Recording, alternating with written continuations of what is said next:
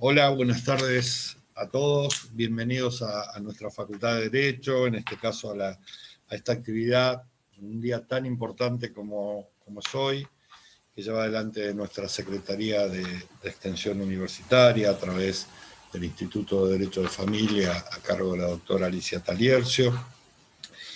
Y digo un día tan especial porque, más allá de lo importante que es el reconocimiento a la mujer por sí misma, no tenemos mucho que celebrar en nuestro país cuando tenemos cada 29 horas una víctima fatal. Desde este espacio institucional, lo único que les puedo decir es que nuestra facultad, con distintas actividades, asume el compromiso de educar con perspectiva de género y tratamos de aportar un granito de arena a los efectos de lograr visibilizar esta problemática tan importante y de alguna manera promover los derechos de las mujeres, tratando de tener una sociedad un poco más equitativa, más justa y más inclusiva, si se quiere, respecto de esa mirada patriarcal que nos caracterizaba como sociedad hasta no hace muchos años. Así que bueno, le voy a ceder la palabra a nuestra querida doctora Alicia Taliercio.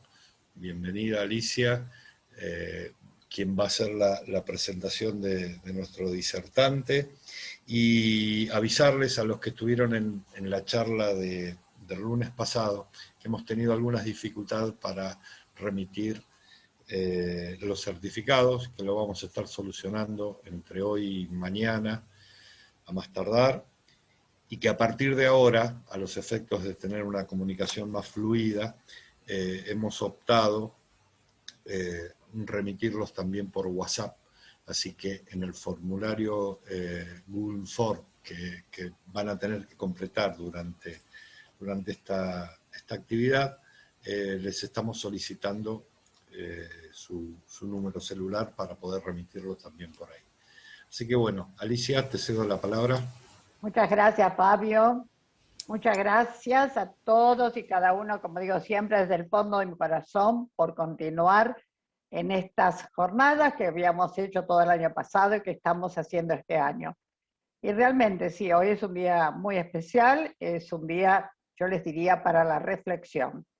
Es parar un minuto de las tareas cotidianas y analizar qué nos pasó, qué nos pasa, y qué pasó en el pasado también, porque la mujer nunca fue reconocida, fue muchísima la lucha. Hoy estamos en los primeros escalones, pero queda todavía por subir muchísimos más. Pero creo que podemos hacerlo, con el granito de arena que aportamos cada uno, y no solo las mujeres, mujeres y hombres comprometidos con esta situación. Cada granito de arena que aportemos es para lograr lo que necesitamos, una verdadera igualdad. Bueno, dicho esto, porque para mí es un día muy especial, muy emotivo también, quiero presentar a nuestro disertante del día de la fecha, ya un amigo de la casa, un amigo del instituto, de la facultad, lo queremos muchísimo, es el doctor Diego Oscar Ortiz. Diego, ustedes saben que es abogado, es docente de grado y posgrado en ciencias jurídicas, es el director de la revista de actualidad de Derecho de Familia, ha escrito interesantísimos libros de súper actualidad, aparte de montones de artículos jurídicos. Es disertante a nivel nacional e internacional y hoy nos va a deleitar con un tema que hace al día de hoy muchísimo, lo quiero leer para decirlo tal cual: desafíos sobre la interacción en casos de violencia de género. Yo creo que es un tema que puntual para la problemática que vivimos y para el día que estamos transitando. Diego, bienvenido, gracias por estar desde el fondo del corazón, y bueno, la palabra es toda tuya, toda la audiencia para vos. Bueno, primero agradecer, la verdad, la posibilidad de estar, de brindar este espacio de reflexión en este día. Es una posibilidad también de poder quedarse y escuchar y repensar algunas cuestiones que hacen, ¿no?, a nuestra realidad, la realidad en este caso de muchas mujeres, a lo largo de la historia y también en el presente, ¿no? Siempre que uno abro el año académico yo con esta actividad, así que te súper agradezco, Alicia, la invitación, agradezco también a la gente amiga, a los colegas amigos, a Fabio, a Ariadna, a Jorge, a Ezequiel, a toda la gente que está en la parte de organización, que eso también implica un gran esfuerzo, ¿no?, poder llegar a hacer este tipo de actividades con vía virtual. Y por supuesto les agradezco a toda la gente que está escuchando, a todos los colegas y a todas las colegas que están escuchando de diferentes provincias, que siempre acompañan estas actividades, que siempre están repensando las cuestiones, que siempre se suman. Hay gente muy conocida que yo no sé, la verdad que me ha escuchado tantas veces que ya no sé qué decir directamente, pero siempre, como soy de hablar mucho, siempre algo hay para decir en estos temas, ¿sí? En realidad, el tema es desafíos sobre la intervención en casos de violencia de género. ¿Por qué se presenta como un desafío? ¿Por qué es un desafío? Pues bueno, un desafío puede ser una meta o la persecución de un fin, pero también puede ser un proceso, el armado de una forma de trabajo, la reunión de un saber. Eso también puede ser un desafío. No nos quedemos con el resultado, sino con el camino, con el proceso de llegar a, para hablar de desafíos, ¿no? Pero cuando hablamos de intervención, ¿por qué hablamos de intervención? Hablamos de intervención porque, bueno, creo que las actividades en esta temática deben dejar un saber práctico, un saber de aplicación, de implementación en la labor, ¿no? Desde el lugar, cargo o posición que ocupa cada uno, cada una. Yo puedo trabajar en un centro de atención de empleo administrativo y tengo que saber actuar frente a este tipo de casos. Yo soy policía y trabajo en la mesa de recepción de una comisaría de la mujer y la familia. Yo tengo que saber preguntar, debo saber qué preguntar y qué es necesario repreguntar. Debo saber intervenir. Yo soy jueza y para resolver debo saber cómo intervenir. Yo tengo la investidura y atribuciones para hacerlo, pero puede ser que no lo sepa hacer, porque no he sido formada en cuestiones de género, diría la persona nombrada jueza. Y hablando sobre esto de las cuestiones de género, Eleanor Faur da un concepto interesante que dice que el género es una categoría que se construye, no es algo natural que viene directamente como una película de ciencia ficción, como un asteroide que choca contra el piso. Atraviesa la esfera individual y atraviesa la esfera social. En suma, la construcción social y cultural de las relaciones de género redunda en el modo diferencial en que hombres y mujeres se desarrollan en el marco de las sociedades en las que pertenecen, en la familia, en el trabajo, en la comunidad, en la política. De este modo, la configuración de la organización social de relaciones de género incide sustantivamente en el ejercicio pleno de un derecho humano de una mujer e incluso de un varón. Lo que está diciendo la autora, cuando uno relee esta cita, después cualquier cosa en la cita yo las puedo dejar, no hay ningún problema. Cuando uno relee las cosas, estamos diciendo de que la diferencia de género no se da por una cuestión visual o por una cuestión estética, se da por una cuestión de determinar que esas relaciones de género y el impacto diferencial que se hace de un género sobre otro incide sustantivamente, de fondo, cala hondo en el ejercicio pleno de un derecho humano. Entonces, sobre eso hay que trabajar. Es decir, uno ya no puede decir, bueno, pero si somos mujeres, somos hombres, somos todos iguales, ¿dónde está? ¿Cómo ni una menos? No, ni uno menos, no, ni un animal menos, vamos a meter el derecho animal también, vamos a meter otra cosa. Nos tenemos que repensar la cuestión y el porqué. Y después uno, en base a eso, puede criticarlo. Pero no me quiero adelantar. El segundo desafío que me gustaría marcar es el reconocimiento de los conceptos. Ustedes saben, bueno, uno trabaja constantemente con esto, pero más allá de lo visto o de lo dicho, todavía a los profesionales y a las profesionales nos cuesta detectar los conceptos en los casos que se atienden. Y esto es un desafío constante que lamentablemente no se puede hacer ensayo de error. Me vino Marta Marta Pérez, uy, me confundí, le dije que vaya a la casa y vive con el agresor. Sí. El agresor tenía un arma. No, el agresor sabía de armas, tenía un arma. Sí, y tenía como el cinturón negro también de karate. Y claro, y le gustaba Cobra Kai. O sea que no podemos hacer ensayo y error en estas cuestiones, porque hay consecuencias que ese error puede acarrear. Por eso es importante saber cómo intervenir. Por eso es un desafío hasta intervenir frente a estas cuestiones. Y esto va más allá de la actitud que demuestra una persona en los lugares de atención.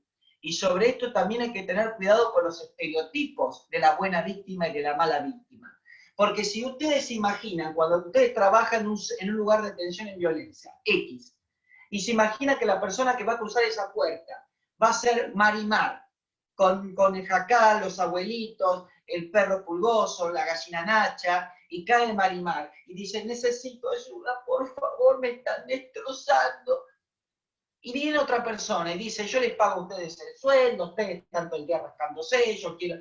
Con una actitud agresiva, eso no quita que uno tenga que atender y trabajar y abordar esos casos. Uno no puede tener un estereotipo, un modelo prearmado, un formulario tipo a llenar en cada caso. Todas las personas vienen de diferentes formas, de diferentes maneras. Hay desconfianza institucional, hay descreimiento al profesional. Entonces, eso no nos puede dejar ver, no nos puede dejar ver lo que está pasando. Y de lo recepcionado muchas veces hay hechos que configuran situaciones de violencia de género psicológica, económica, física, sexual. Un ejemplo de esta dificultad que comentaba al principio, de marcar los conceptos y aplicarlo en el trabajo, está en detectar, por ejemplo, la violencia simbólica. Que con la física generalmente no pasa eso, vamos a ser benevolentes. Si uno ve una persona que está lesionada, entonces lo ve, pero con la violencia simbólica es diferente, porque la violencia simbólica es la interpretación de los hechos. Entonces, la persona que está trabajando escucha lo que dicen, interpreta un hecho como violencia simbólica, y esto va a quedar al análisis y arbitrio del profesional o la profesional que está abordando el caso. ¿Se entiende? O sea que acá el que tiene la última palabra de intervención va a ser el profesional o la profesional. Por eso es importante analizar la violencia psicológica, la violencia simbólica en el procedimiento, la violencia simbólica que se puede dar en un lugar de atención, si hablamos dentro de la modalidad de violencia institucional. O sea que todo eso tenemos que trabajar. La revictimización que se puede dar en algunos lugares, de manera infundada, de manera inmotivada. Y yo pensaba, ejemplo, porque dar una charla el 8 de marzo, tengo la responsabilidad, siento la responsabilidad de contar más cosas, ¿no? Entonces, de poder contextualizar un poco dónde nos encontramos, con esto de detectar, de aprender un concepto y aplicarlo en la práctica. Pensemos ejemplos, como la derogada figura del avenimiento. Ustedes saben que la figura del avenimiento era de alguna manera como si fuera un perdón al agresor sexual casándose con la mujer que ha sido ofendida, vamos a decir, la mujer que ha sido víctima de la violencia de parte del agresor. Esa era la figura del avenimiento, ¿no? Ya en los antecedentes parlamentarios de esta figura se planteaba esa idea del cambio, el traspaso de responsabilidad penal a un matrimonio para de alguna manera, por más que no lo decía el antecedente parlamentario, para que de alguna manera borrar, ¿no?, la falta de honestidad que se ha producido al querer abusar sexualmente de esa mujer, ¿no? Una locura, ¿no?, que este tipo de figura, que uno investiga y lee con muchísimas ganas de saber por qué se dio esta figura, ¿no? El tema de la titularidad de los bienes no registrables en el régimen patrimonial del matrimonio antes del 2001. Ustedes sabían que había un artículo en el Código Civil de Vélez Arfiel del 1276, último párrafo, que planteaba que frente a la duda ante un bien de titularidad incierta, ejemplo, un tapado de piel, ejemplo, un reloj que no tenía registración, la administración correspondía al marido. A partir del 2001 se modifica esto y queda como administración conjunta. ¿Qué pasó hasta antes del 2001? Bueno, la administración de estos bienes, ante la duda, pertenecía al marido, ¿no? De hecho, antes de todo esto, el sistema de administración de bienes era marital. Previo a la 23.515, era marital. El apellido de la mujer casada, ¿no? Delia Honoria González de Machuca. O sea que, no, yo soy de Machuca, mi marido es Machuca. La nacionalidad de la mujer casada, ustedes sabían que la mujer casada, una vez casada, perdía la nacionalidad, ¿no? A partir de 1957, con la Convención sobre la Nacionalidad de la Mujer Casada, del 29 de enero del 57, la mujer no pierde la nacionalidad, ¿no? Después el tema de la incapacidad de hechos relativa de la mujer casada. Estamos haciendo un poco de recuento histórico medio al voleo. La mujer casada no podía ejercitar por sí misma diferentes hechos habidos dentro del matrimonio, ¿no? La mujer soltera lo podía hacer. Una vez casada era la incapaz, la mujer casada se convertía en incapaz de hecho relativa. Después, los delitos contra la honestidad, que después dio lugar al delito contra la integridad sexual. Delitos contra la honestidad, que esto fue modificado en el 99, no hace 100 años atrás. Antes se hablaba antes del 99 se hablaba de delitos contra la honestidad, ¿no? Delitos contra la mujer honesta. O sea que si se abusaba sexualmente de una mujer que ejercía la prostitución, como no era honesta, entonces no entraba, no tipificaba dentro, la conducta esa no tipificaba dentro de ese delito especial. O sea que el foco estaba puesto en la mujer honesta, ¿no? La mujer que no salía de noche, si salía a la fiesta salía con el hermano, esperaba de alguna manera que en un boliche, en un baile la cabecee el hombre para salir a bailar, iban a tomar con la madre, que era la que hacía de comadrona y la iba a vigilar de chaperona. O sea que todas estas cuestiones se venían dando en este contexto actual que analizamos, ¿no? La excusa absolutoria del artículo 185 del Código Penal. Ustedes sabían que si había un delito patrimonial entre cónyuges, servía como una excusa absolutoria del agresor, ¿no? Sabiendo, bueno, que hace unos años hay fallos penales en los cuales de oficio se declara la inconstitucionalidad de la excusa absolutoria del artículo 185. El fallo Reyes con Montero sobre de estafa marca un poco esto, ¿no? Y el voto del doctor Hornos marca esta cuestión de empezar a ver las cuestiones con lupa, ¿no? Con esa lupa violeta que marca esa perspectiva de género, ¿no? Una vez que di algunos ejemplos un poco al voleo, discúlpenme, pero quería dar algunos ejemplos de qué es lo que puede sesgar mucho el abordaje del caso, entender dónde está la violencia simbólica. Yo me preguntaba, ¿por qué en todos estos supuestos no se vio la violencia simbólica que se ejercía contra la mujer al darle como un premio casarse con el agresor sexual, al darle la nacionalidad y el apellido del marido, o negarle la administración de los bienes? ¿Cómo se permitieron la sanción de estas leyes? ¿Cómo era la vida privada de las familias de esas épocas? ¿Existían situaciones de violencia familiar? Hay unos artículos y unos grandes trabajos de Vivian Kluger sobre el tema de la violencia que se daba en el virreinato del Río de la Plata. Eso para estudiar también un poco el tema de historia. Es muy interesante también ese tipo de planteos. Frente a todo esto podemos decir que los tiempos cambiaron.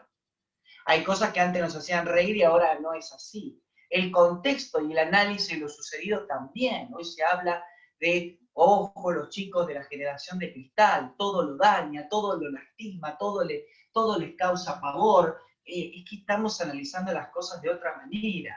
Es que estamos aprendiendo a analizar las cuestiones desde una perspectiva distinta, ¿no? Tratando de todo lo que vimos, analizarlo de esta manera, ¿no? Aprenderlo, reconocer una violencia simbólica, y estamos, creo que en el 2021, en una etapa de aprendizaje. Por eso es un desafío.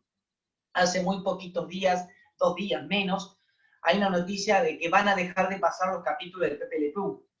¿Se acuerdan del zorrino que perseguía por todos lados a la zorrina? Vamos a decir, que es bastante bruto, estoy diciendo cualquier cosa, pero lo perseguía para darle besos, abrazarla, porque se decía, bueno, esto incentivaba el acoso, ¿no? Bueno, ahí surgieron diferentes comentarios en las redes sociales, y bueno, en realidad, bueno, es un análisis que se tiene que hacer, no podemos desconocer este análisis, ¿no? Nadie está diciendo que destruyan en la calle todos los capítulos de este dibujo animado. Lo que estamos diciendo es que el análisis es diferente. Es obvio que vamos a hacer ese análisis, ¿no? Por otro lado, hay un grupo muy conocido, Café Tacuba. Siempre que tengo que decir Café Tacuba, digo Café Tacuba. Nunca me sale bien, pero otra vez digo lo mismo Café Tacuba. El Café Tacuba deja de cantar el tema Ingrata. Si usted después busque la letra Ingrata, del tema de Café Tacuba, habla de, bueno, Ingrata, que no ves que estoy sufriendo, por favor, hoy no me digas que sin mí te estás muriendo, que tus lágrimas son falsas. Ingrata, no te olvides que si quiero, pues si puedo hacerte daño, solo falta que yo quiera lastimarte y humillarte. Bueno, Café Tacuba decidió sacar de su repertorio musical ese tema, no es que se va a caer el mundo porque es que sacaron un tema, o sea que es importante también este compromiso de parte de los grupos musicales que hagan esto, ¿no?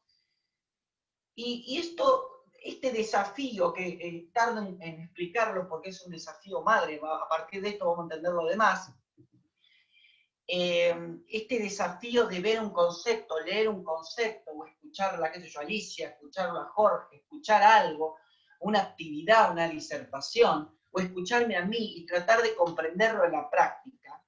Esto es algo que nos va a llevar, pero tenemos que intentarlo constantemente, día a día, con nuestra labor. Me recuerdo que en el 2019 di una charla junto a fiscales y jueces penales que sostenían que la ley 26485, no todos, algunos, sostenían que la 26485 es de carácter civil y específicamente para el procedimiento de violencia familiar y no se aplica en el foro penal. Entonces yo en ese momento no podía creer, digo yo, ¿cómo puede ser? Si el artículo 16 de la 26485 plantea principios de aplicación en los procedimientos administrativos y judiciales, y hay un montón de incisos que son de aplicación para el foro penal.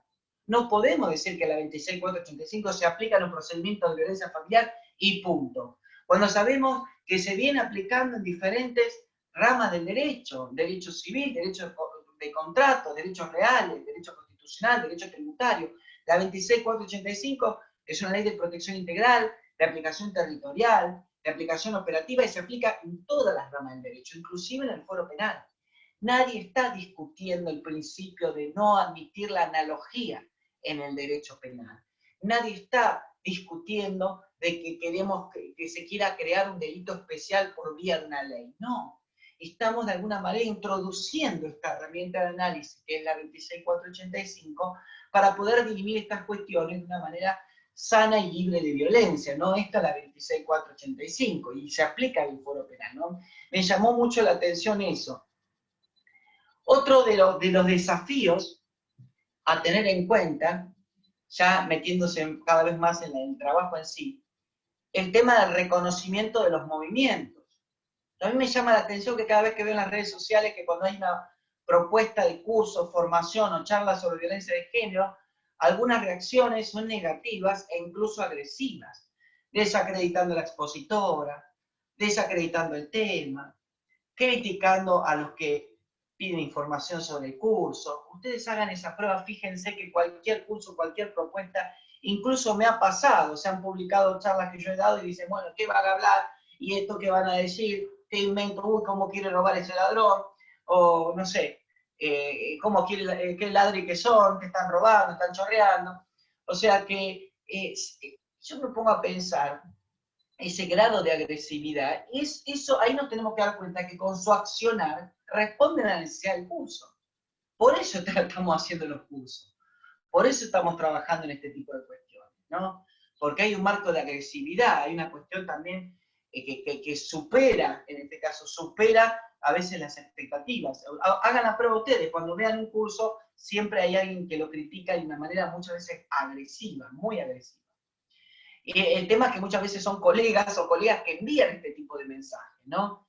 A mí de vez en cuando me dicen, así, no critico a la persona que lo dice, sino me pongo a pensar por qué lo dicen. Me dicen, vos digo que te dedicás a esas cosas, o vos digo que decidiste dedicarte a esos temas, cuando sabemos que el género atraviesa todas las ramas del derecho, insisto, incluso los contratos.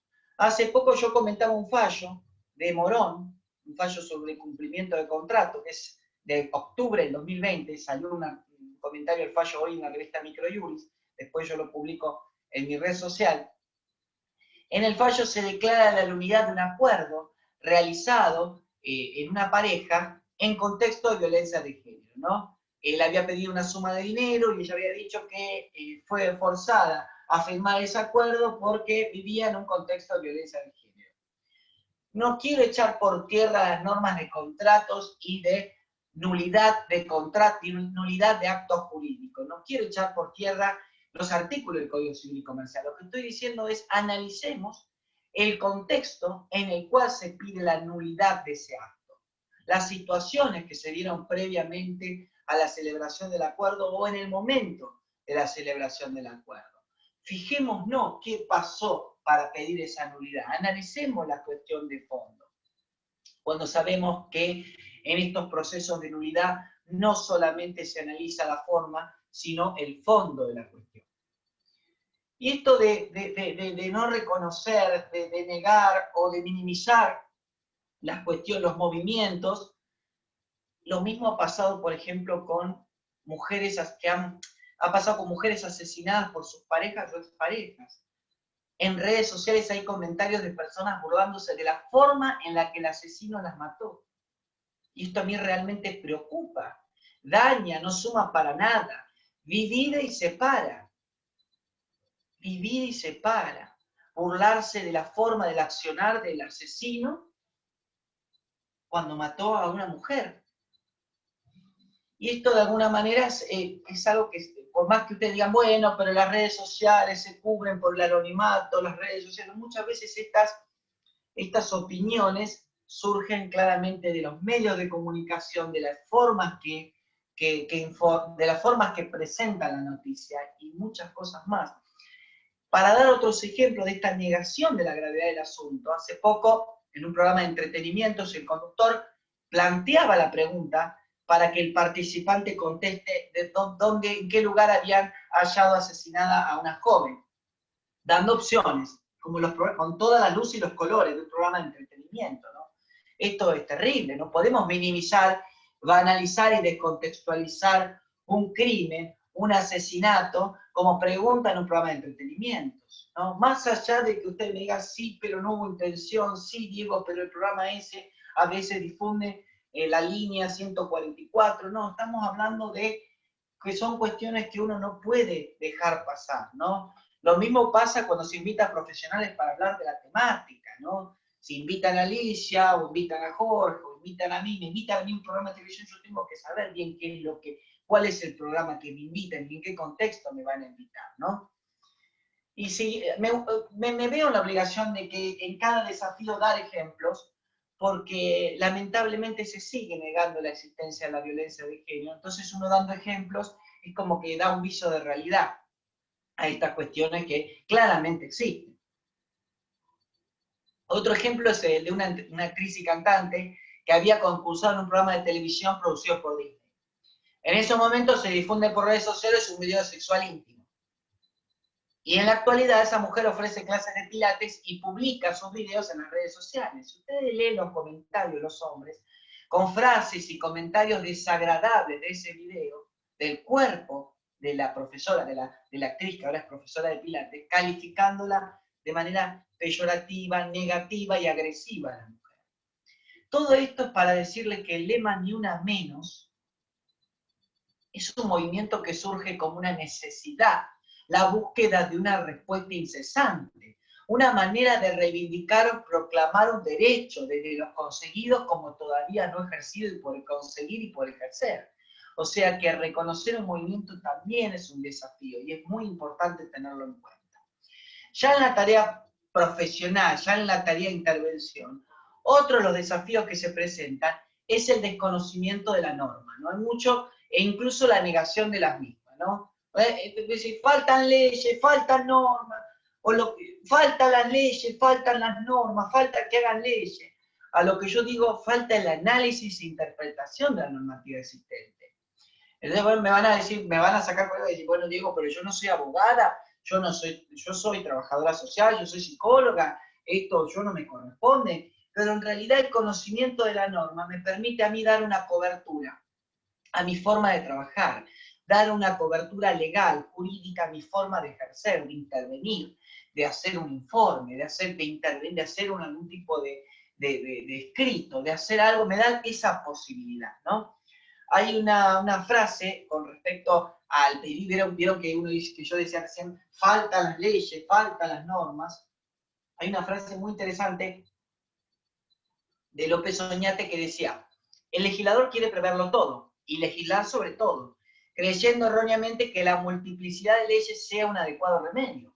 Pero es solo una ilusión, junto a la idea de que la ley valga para determinar todos los casos pertenecientes al tipo de comportamiento a que entiende referirse. Ilusión porque el desmenuzamiento de normas en infinitas hipótesis crea más escapatorias de las que obstruye.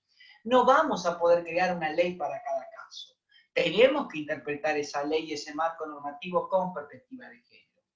Ustedes saben, una vez que planteo el desafío, ustedes saben que la ley 26485 del 2009, el decreto reglamentario del 2011 es del 2010, del 20 de julio del 2010.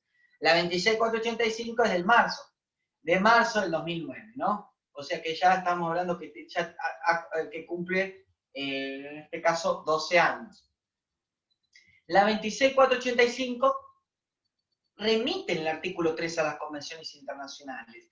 Ya las convenciones internacionales, CEDAW y Belén do Pará, CEDAW a nivel mundial y Belén do Pará en el ámbito interamericano, ya era ley en Argentina, que era Estado parte de las convenciones, antes de la 26485. La 26485 vino a dar un plafón de seguridad a las convenciones internacionales. O sea, que ya antes de la 26485 había un basamento para hablar de violencia contra la mujer basada en el género, en razón del género, como dice la última modificación legislativa, que usa muchos conceptos de la recomendación 35 de la CEDAW. El Código Civil y Comercial del año 2015, modificado por la 26994, asienta la forma de resolver los conflictos, entre paréntesis, situaciones de violencia de género, incorporando lo anterior, las convenciones internacionales y la 26485 en el artículo 1 y 2, que me da formas de interpretar. Los artículos 1 y 2 son como dos llaves, desde procesales y sustanciales, que abre la aplicación de todo el plexo normativo. A partir de todos los artículos, ya no tengo duda que de poder aplicar el contenido de las convenciones internacionales, las 100 reglas de Brasilia, la Carta de Justicia de Cancún del 2002, la 26485, la Ley 24417 de violencia familiar, la Ley 12569 de Provincia de Buenos Aires y las leyes de violencia familiar de cada una de las provincias donde pertenecen ustedes que me están escuchando, que hay gente de Jujuy, gente de Chaco, gente de Formosa, de Misiones, que ahí me está mandando mensajes privados, el cual le agradezco tantos halagos, pero bueno, uno trabaja en esto y uno está de alguna manera todo el tiempo nutrido en estas cuestiones, uno estudia esto. Así que bueno, muchísimas gracias por el cariño que me están enviando. Por otro lado, el otro desafío es la incorporación de lo aprendido, ¿no? Como decíamos anteriormente, el desafío está en aprender para usar. Las capacitaciones deben apuntar a la práctica. Si uno lee una instrucción para armar una carpa en un campamento en Chascomús, la lee para armar la carpa. La práctica depende, la capacitación, una buena capacitación depende del contenido y las consignas a realizar. Hay un libro, ya viejito, bueno, ya tiene unos años, de Balestrini, que plantea que para su labor en las fiscalías especializadas en violencia familiar, se debieron capacitar en conocer el ciclo de la violencia para relacionarlo con el proceso penal y comprender la situación que estaba atravesando la persona en situación de violencia para tomar una decisión u otra. Y esto es importante, ¿no? Decir, bueno, estamos trabajando en un lugar, aprendamos, trabajemos en conceptos para poder aplicarlo en la práctica, para poder plasmarlo en la práctica. Y esto nos pasa constantemente, ¿no? Nosotros, los profesionales y las profesionales que trabajamos en la temática de violencia de género, debemos adaptar las diferentes etapas del procedimiento, por ejemplo, a las diversas realidades familiares y sociales, como por ejemplo el contexto de una pandemia. O sea que cuando en marzo del año pasado empezó todo esto, del distanciamiento, del aislamiento y todo lo demás, tenemos que adaptar el trabajo a esa realidad social, en un contexto de protección de la salud pública como es una pandemia. Y esto fue pasando en la jurisprudencia. La primera jurisprudencia que surge post pandemia, post marzo del 2020,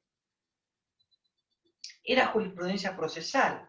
A ver cómo notificamos al denunciado, a ver cómo hacemos para cumplir las medidas sanitarias y que se cumpla la medida de protección, a ver cómo hacemos con estas cuestiones procesales. Después se fue analizando cuestiones de fondo muy interesantes, desde la denuncia como acto de cuidado, la violencia económica, surgieron fallos muy interesantes el año pasado.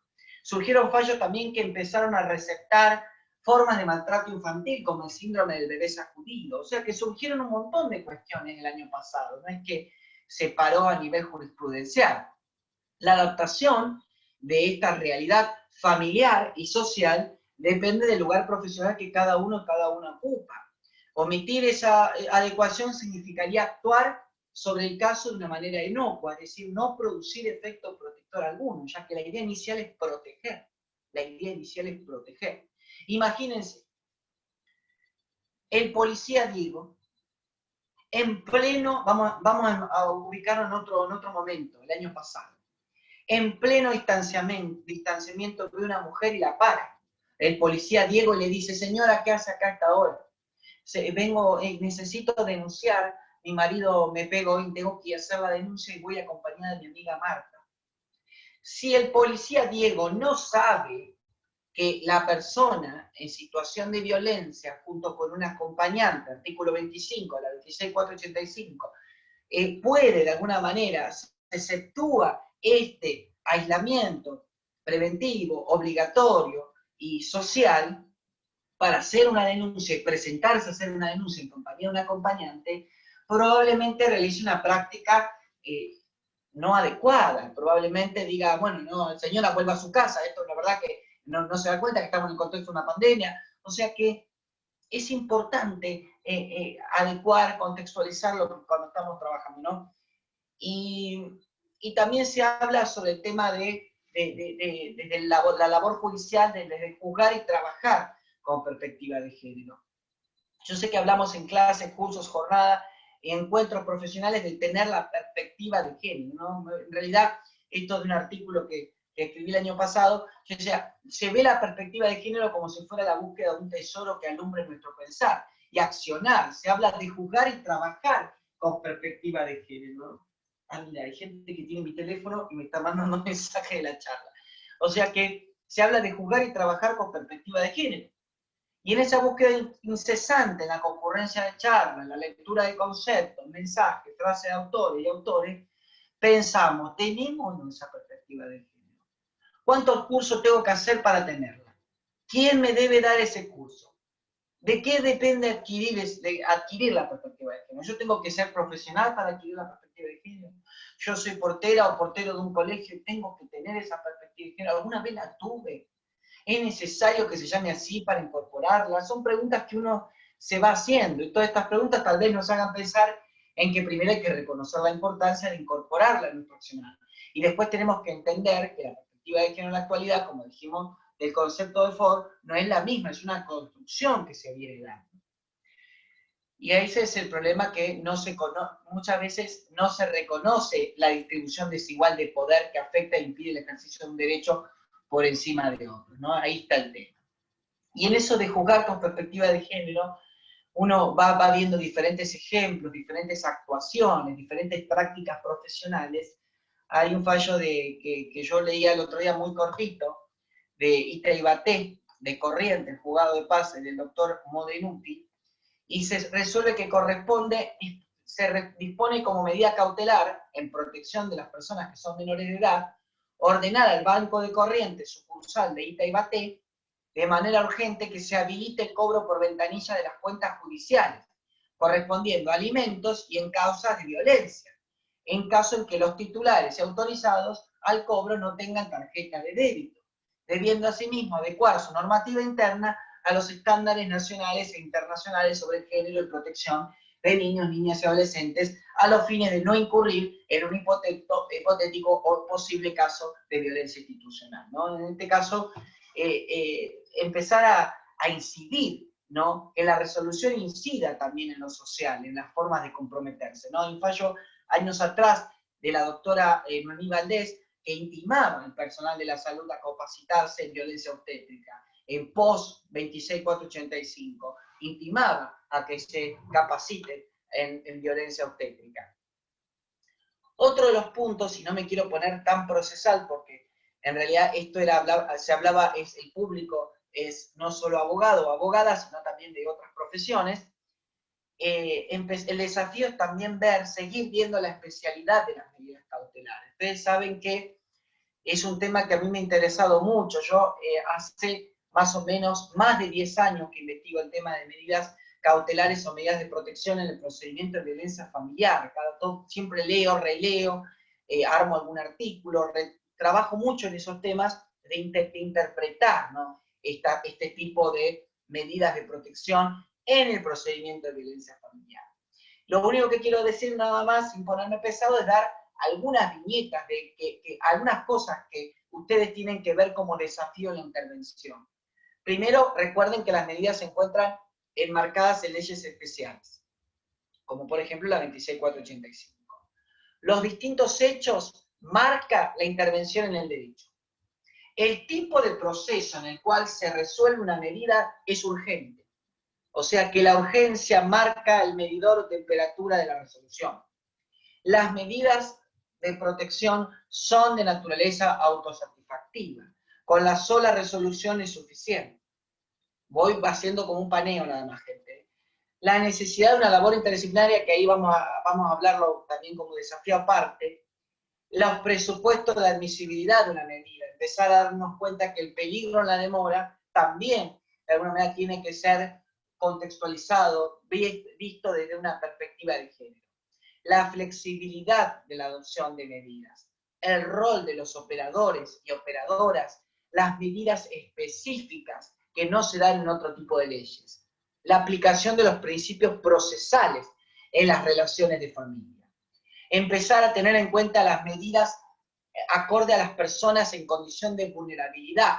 No es lo mismo una intervención para un niño o niña adolescente, para una persona mayor, para una persona perteneciente al colectivo, de una mujer. No es lo mismo la intervención, e incluso la intervención en caso de un hombre. Los poderes de hecho, cuáles son las atribuciones judiciales que tienen para poder resolver una medida y para colocar en la resolución cuáles son las diligencias necesarias tendientes a resolver de una manera u otra. Las sanciones específicas frente al incumplimiento, que esto se presenta también como debate actual legislativo, con proyectos de ley, sanciones ante el incumplimiento.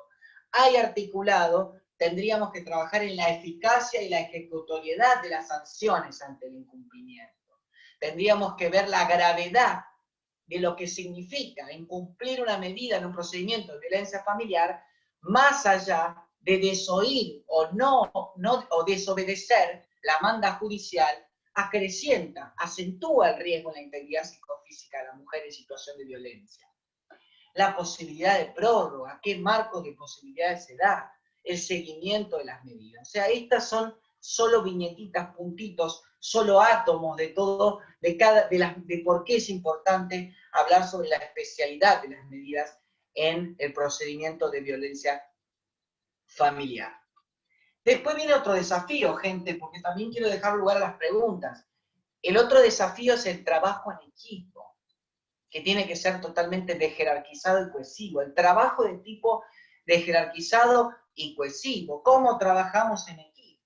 Qué difícil. ¿Cómo trabajamos con profesionales de otras disciplinas? ¿Cómo trabajamos sin hacer primar un saber disciplinar sobre otro? ¿Cómo nos sacamos los estereotipos que tenemos de cada profesión?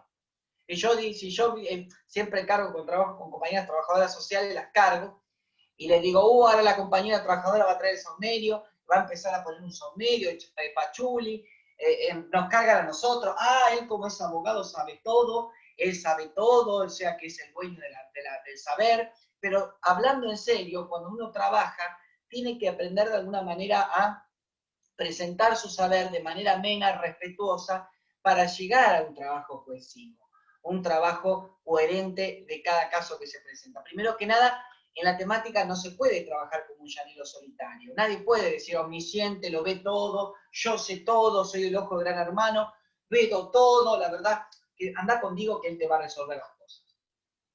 Esto lo puede entender una vecina de mi barrio que piensa, uy, Diego lo sabe, todo lo que es violencia, Diego lo sabe. O sea, es importante y fundamental trabajar en equipo. Y una vez que quedamos de acuerdo con el trabajo en equipo, el tema es cómo lo hacemos.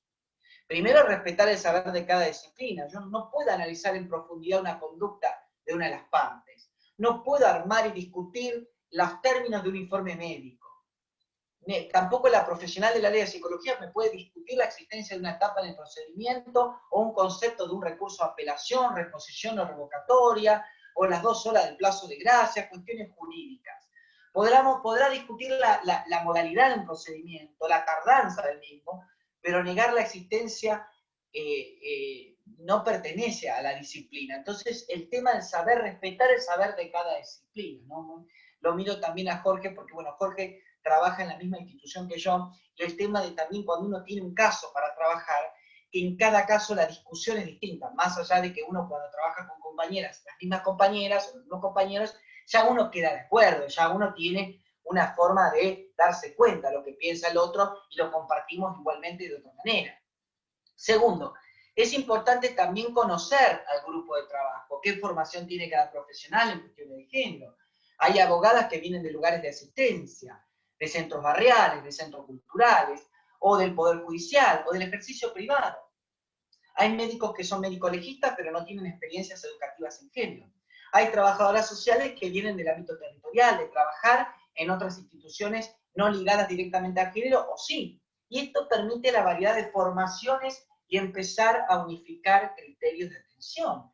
Hay psicólogos que vienen del área de salud, por supuesto, si hay un caso atravesado por cuestiones de salud mental, probablemente se convoque a ese psicólogo o a esa psicóloga para intervenir en ese caso porque nos puede dar otro conocimiento, otro saber a lo que venimos trabajando.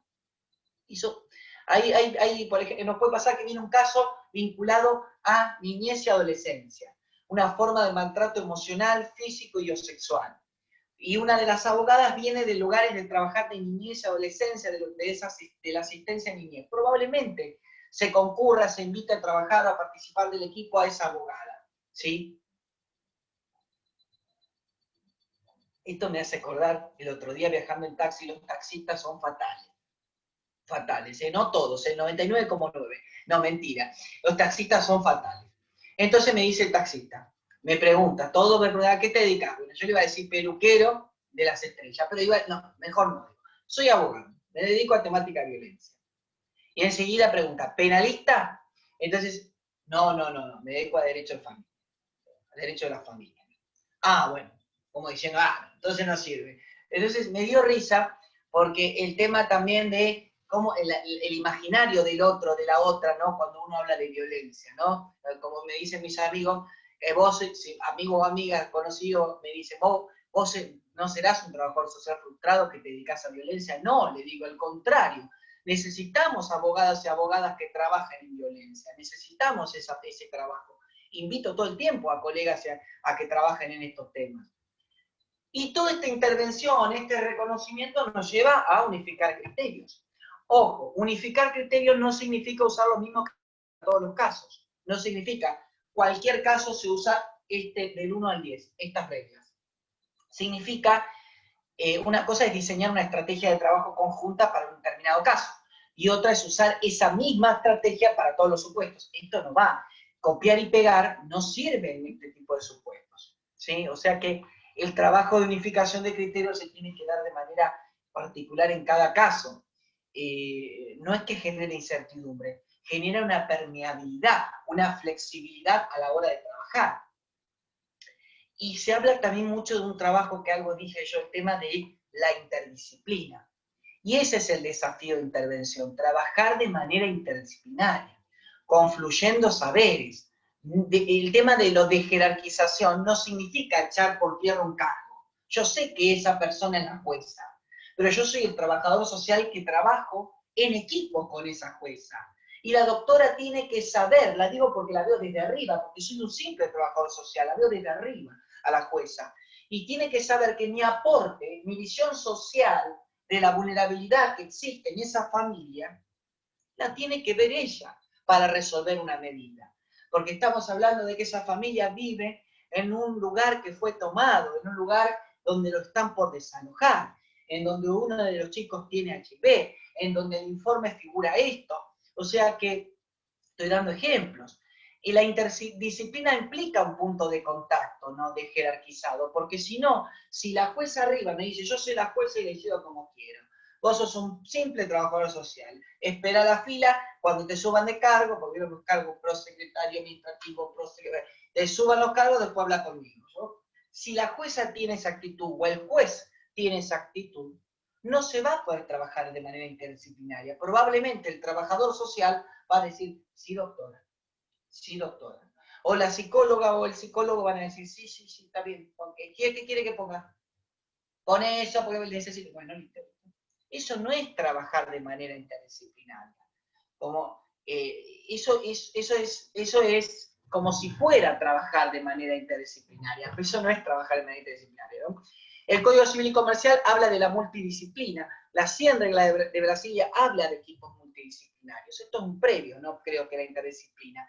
Las múltiples disciplinas en un lugar de atención, de alguna manera permiten multiplicar los saberes para poder trabajar de manera más adecuada. Que si es un grupo entero de abogadas y abogados para trabajar y no está la labor de una profesional del área de psicología o del área del trabajo social, es importante también contar con esa, la multidisciplinariedad en un lugar de trabajo. Y se está hablando también de la transdisciplina, ¿no? De crear un método, de alguna manera, una forma de trabajar que exceda el saber, que exceda la interdisciplina, que sabemos que llegar a un punto culmine en la cual un mismo saber, un singular saber, sirva de alguna manera para trabajar en los casos, ¿no? Poder hallar como un plafón de conocimiento, ¿no? Yo quiero aprovechar y dejar un buen espacio también para preguntas que ahí están haciendo, alguna que otra. No sé si Ariadna me ayuda con las preguntas, a leer alguna que otra pregunta o alguna que otra duda. Y la última frase que quiero dejar, que es una frase que yo siempre cito, y más ahora que hablamos de desafío de intervención, es de Eric Hoffer, que dice que en tiempos de cambio, 2021, quienes estén abiertos al aprendizaje se adueñarán del futuro, mientras que aquellos que creen saberlo todo estarán bien equipados para un mundo que ya no existe. Muchas gracias. Yo quiero escuchar las preguntas, así que Ariadna te voy a pedir por favor si se puede leer algo. Sí, cómo no, buenas tardes a todas y todos. Muchísimas gracias, Diego, la verdad que excelente. En el marco del día de la fecha nos llevamos un montón para reflexionar. Quiero aprovechar 2 segunditos antes de empezar con las preguntas, si me permitís, de invitarlos, invitarlas e invitarles a una actividad que se va a realizar el día de mañana en el marco del mes de la mujer, que se llama Los desafíos de las mujeres en la universidad, problemáticas, propuestas y proyectos. Se va a realizar a las 18 horas y las personas que desean anotarse mandan un email a donde se anotaron hoy. Y también comentarles que la Secretaría de Extensión y de Bienestar Estudiantil estamos dictando diplomaturas.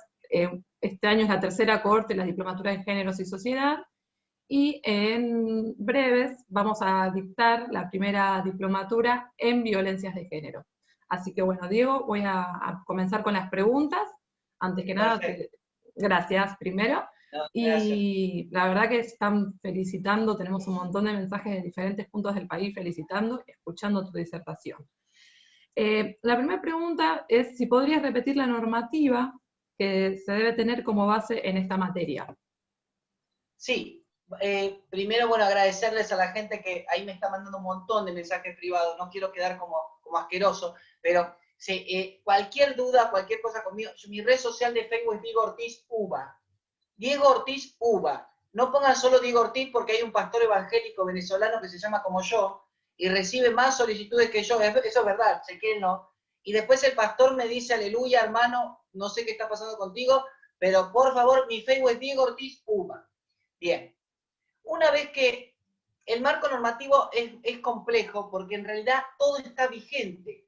Una vez me dijeron a mí, Alicia, que la 12.569 está derogada. Y yo le digo, ¿qué? No, está modificada, pero no podemos derogar un basamento normativo de protección contra la violencia. O sea que lo primero que podemos decir es que hay leyes de violencia familiar y la ley de violencia de género. La ley de violencia familiar, la 24417, es para Capital Federal. Pero la ley de Provincia de Buenos Aires, la 12569, yo voy a dejar acá unos artículos, unas notas de artículos sobre que explican cómo se aplican las normas en violencia, que son viejitos, son míos y los pueden aprovechar. Los voy a poner acá, ahí me están mandando piropos, ahí por la chomba, ¿qué decir? Ahí va, ahí va. Esos son dos artículos que yo te vi de qué manera se aplica, de qué se aplica, cómo se aplica el encastre de las leyes de protección contra violencia. Cada provincia de las que pertenecen ustedes tiene su ley de violencia familiar. Y ustedes saben que hoy en día cada provincia se ha adherido a la 26485, que es la ley de protección integral, artículo 1 y 19. Esto es interesante porque la adhesión de cada provincia, ejemplo, Chaco, Formosa, Misiones, Santa Fe, a veces son diferentes y hay que empezar a analizar de qué manera se ha adherido cada provincia. Provincia de Buenos Aires, con la 14.509 de 2013, se ha adherido de alguna manera en sintonía con la 26485. O sea que de esta manera uno va compasando en cada provincia lo que se da en cada ley. Por ejemplo, cuando yo voy presencial a una provincia, yo aplico todo el marco normativo de la provincia. Cuando fui a Chubut, usé todo lo que existía en Chubut relacionándolo con la 26485. Abajo hay una gran plataforma, hay un gran bol gigante, que son las convenciones internacionales CEDAW y Belén do Pará, que cada una es ley en Argentina. Una desde el año 85, la CEDAW, y la Belén do Pará desde el año 96. Y aparece también, más allá de ese bol gigante donde está la ensalada rusa, arriba está la 26485 de marzo del 2009, que es la ley de violencia de género. Y si queremos meternos más en fino, cada provincia, aparte de tener su propia ley de violencia familiar, algunas provincias han implementado un código procesal de familia en donde han puesto capítulos sobre violencia familiar. Ejemplo, Río Negro. Ahí más o menos quedó claro, pero con los artículos va a quedar más claro. Ahí le mandé los dos artículos que son gratuitos para que los puedan aprovechar. Buenísimo, Diego. Vamos con otra pregunta que dice así. Quería consultarle el tema de las desobediencias. En lo personal pude observar casos que tienen más de 5 desobediencias de la medida cautelar y no se tomó ninguna decisión. ¿Cuál sería el procedimiento? El primer procedimiento a tener en cuenta es que una medida de protección tiene que ser notificada en tiempo y forma para que eventualmente se pasen las actuaciones al fuero penal para la investigación del delito de desobediencia. Esto no quita que en el expediente de familia yo denuncie el incumplimiento de la medida, denuncie por vía escrita el incumplimiento de la medida. El problema que se da cuando hablamos de desobediencia del artículo 239 del Código Penal es que cuando se analiza desde el punto de vista penal el incumplimiento de una medida, hay dos criterios fuertes, ¿no? Lo digo fuertes porque están en boga. Uno me dice que no podemos analizar la desobediencia de medidas de protección contra la violencia familiar porque son medidas cautelares, son sentencias interlocutorias y ya existe un mecanismo sancionatorio como el del artículo 32 de la 26485 o también de la 14.509. O sea que vayan para ese recorrido. Por eso no lo puedo analizar. Sin embargo, en otra jurisprudencia, incluso Rosarina, Santa Fe, ha dicho, de la cual yo me enrolo, estoy de acuerdo, que el incumplimiento de una medida, más allá de desobedecer a una autoridad judicial, implica acentuar la gravedad del asunto. No es que no se le hace caso a la jueza y se acerca igualmente al colegio para darle un palazo a la mujer, sino que esa situación, ese incumplimiento, genera una gravedad, agrava el asunto. Esto para que lo vean las psicólogas también a la hora de informar, las trabajadoras sociales a la hora de informar, las abogadas también. Esto acentúa la situación y no puede ser analizado el delito de desobediencia como en cualquier supuesto, sino que debe ser analizado en contexto de violencia de género, sin ánimo de desechar el principio de no admitir analogía. No estoy diciendo que, bueno, vamos directamente a hacer un atajo y vamos a aplicar la 26485 con el delito de desobediencia. No, es el mismo delito de desobediencia, pero teniendo en cuenta que el fondo del asunto implica una gravedad que si no se para y esto se sigue, la escalada de violencia termina en una gravedad e incluso avasallando la vida de la mujer que denunció inicialmente. O sea que esto hay que entender, ¿sí? Tenemos una última consulta, Diego, que dice así. Quisiera saber cómo se puede compatibilizar la causa de violencia que radica en el juzgado de paz con el juzgado penal, porque muchas veces las causas penales quedan sin mucho por hacer y la competencia del juzgado de paz es muy restrictiva. Sí, la competencia del juzgado de paz es restrictiva porque por la ley orgánica de la justicia de paz hay ciertas cuestiones que puede resolver y hay ciertas cuestiones que no. Pero no significa que como la justicia de paz es restrictiva, yo tengo que acudir al fuero penal. Ustedes saben muchas veces que las intervenciones en violencia son bipartitas. Por más que vaya al juzgado de familia de la doctora Taliercio, perdón, Elisa, por más que vaya al juzgado de la doctora Elisa Taliercio, probablemente también vaya al fuero penal para la investigación de un delito. Ejemplo, amenaza coactiva. No me traes el nene a las 5 de la tarde, te parto el cuello y te quemo viva. Esto es una amenaza coactiva. Tiene un alcance penal. Tiene que ser analizado en el fuero penal a los fines de responsabilizar penalmente al agresor. Pero eso no quita que la jueza de familia no resuelva la prohibición de acercamiento, la prohibición de contacto y si conviven juntos la exclusión del hogar. Es un problema de articulación, no es un problema de importancia, como me dijo el taxista. ¿Sos penalista? Entonces después que dije que era penalista, ni me saludó un poco más, ni me vio. Pero claro, como no era penalista, entonces no pasa por un tema de importancia. Hay diferentes ámbitos de actuación. Lo que yo siempre digo cuando he hablado con jueces y juezas de paz, trabajemos con la batería de herramientas que tenemos, trabajemos con eso. De hecho, se junta la justicia de paz, muchas veces los jueces y juezas, para hablar sobre estas cuestiones, ¿no? Recuerdo al juez Heredia, la jueza, bueno, de Berazategui, la jueza Freud, diferentes jueces, la jueza Sagasta de Ensenada, se juntan a hablar de estos temas, porque antes, cuando yo era chiquito, el juez del Payo me acordaba que era el que casaba a la gente. Íbamos a ver a mis parientes, porque yo tenía prima, ante la duda se casaban, íbamos al juzgado de paz, y se casaban ahí en el juzgado de paz y nos sacábamos fotos. Yo pensaba que la jueza de paz, cuando era chiquito, se casaba gente. Ahora me doy cuenta de la importancia, de la impronta que tienen los jueces y las juezas de paz. Bueno, ahí están buscando, Natacha está buscando mis artículos. Fíjate que están en internet, Natacha, si querés poner el link acá, ponelo, está queriendo ayudar a la gente para buscar artículos. Ahí Diego, vuelvo a compartir lo que vos compartiste en el chat con respecto a tus artículos, así que entiendo que los pueden googlear. Ahí compartieron el link. Exacto. Tenemos una última pregunta que llegó, que dice así. Y esperame un segundito que quiero agregar acá algo acá. También quiero dejar material de medidas. Hablé muy rápido de medidas de protección, medidas cautelares, y acá hay unos artículos míos, también sobre medidas de protección y medidas cautelares, donde pueden consultar también. Si no encuentran alguno, creo que la mayoría está online, pero a veces lo sacan. Me avisan, pero son muy interesantes. Pudieron que yo hablé de medidas cautelares y como que hice como un repaso muy rápido, y ahí tienen más información. Sí, por favor, Ariadna, perdóname. No, dale, dice así la pregunta. ¿Qué sucede cuando la víctima es quien desobedece la orden judicial?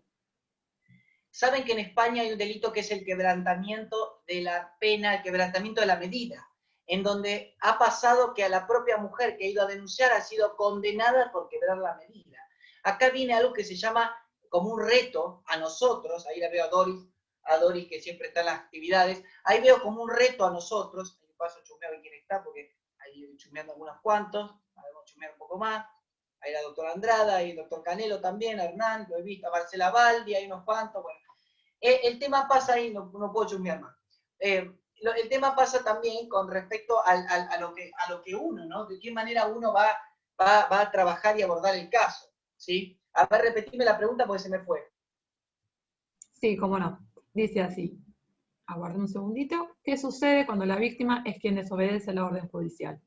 Acá está. Ahí está el reto, por eso empecé a hablar de los colegas. Acá está el rol docente de uno, explicarle lo que significa una medida. Una medida no es un trámite de soporte de papel o soporte virtual. La medida, de alguna manera, cuando uno trabaja con una persona que denuncia, tiene que ejercer una labor docente, una labor educativa, de explicarle la importancia del cumplimiento de una medida, ¿no? A mí me ha pasado que el primer caso, yo soy de Berazategui, pero bueno, ahora vivo en Capital por trabajo, y el primer caso yo estaba feliz porque había sacado una exclusión del hogar, me sentía como un genio, era como el rey, viste, de la temática, y después paso por el barrio, ahí por la esquina, fui a comprar pan, no sé qué, y la veo a la vecina tomando mate con el agresor, ahí haciéndose flor de asado, yo comiendo pan duro y la vecina haciéndose un asado con el agresor.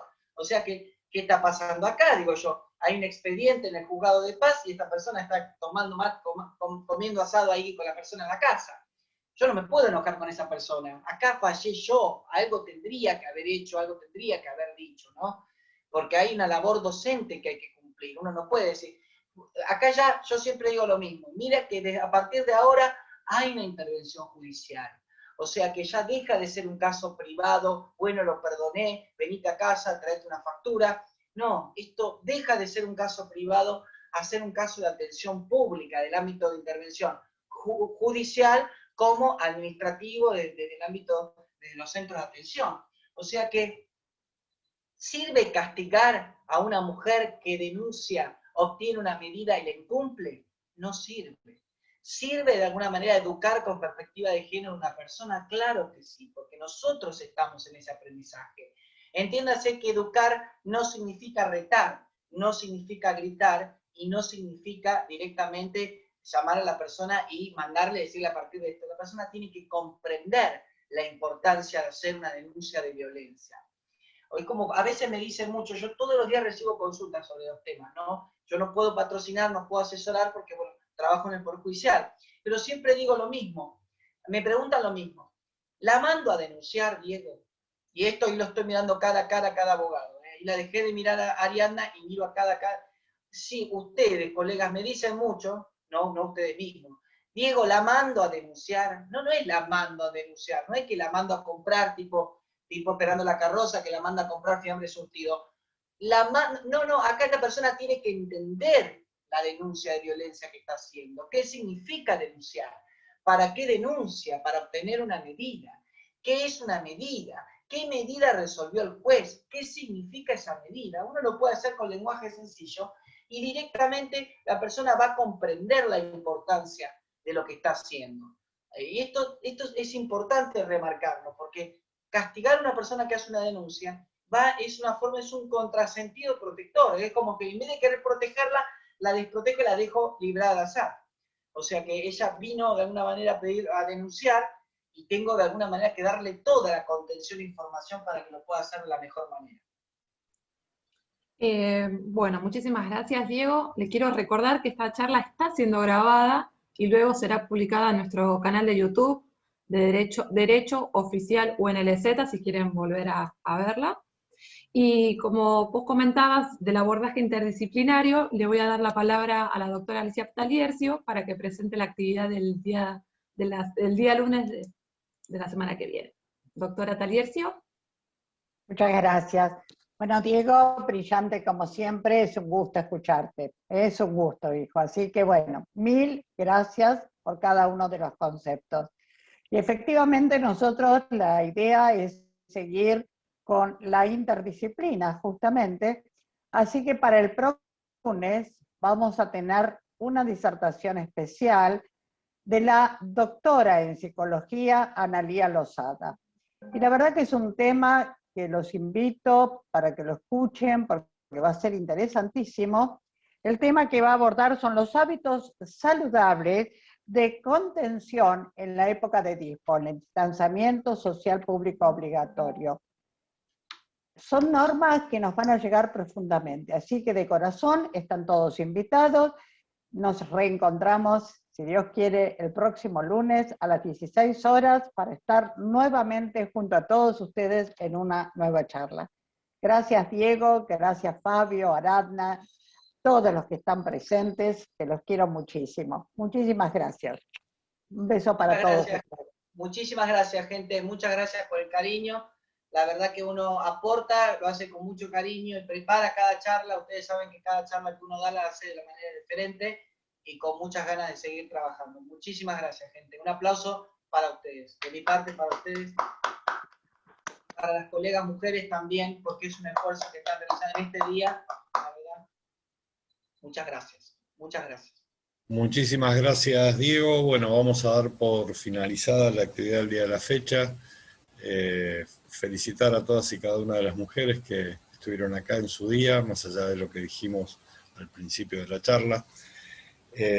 Y bueno, que sepan y que ayuden de alguna manera con su presencia a sostener este espacio que estamos construyendo entre todos, que es el de los días lunes a las 16 horas.